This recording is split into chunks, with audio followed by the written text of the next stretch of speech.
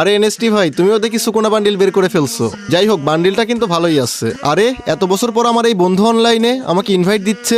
NST ভাই একটু থাকো তো, আসতেছি। আরে বন্ধু, কি অবস্থা? কেমন আছিস? এই তো ভালো আছি, তোর কি অবস্থা? দীর্ঘ 4 বছর পর আবার আমি এই গেমে।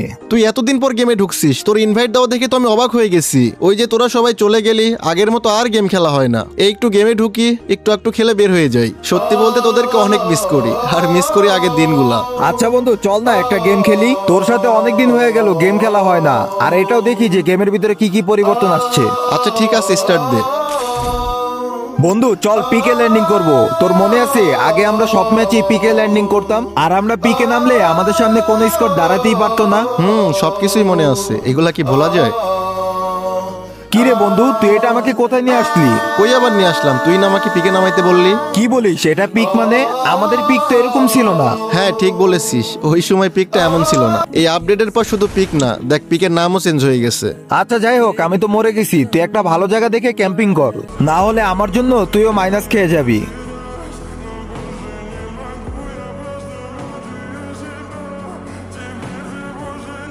কি রে বন্ধু, আমি আবার বাঁচলাম কেমনে?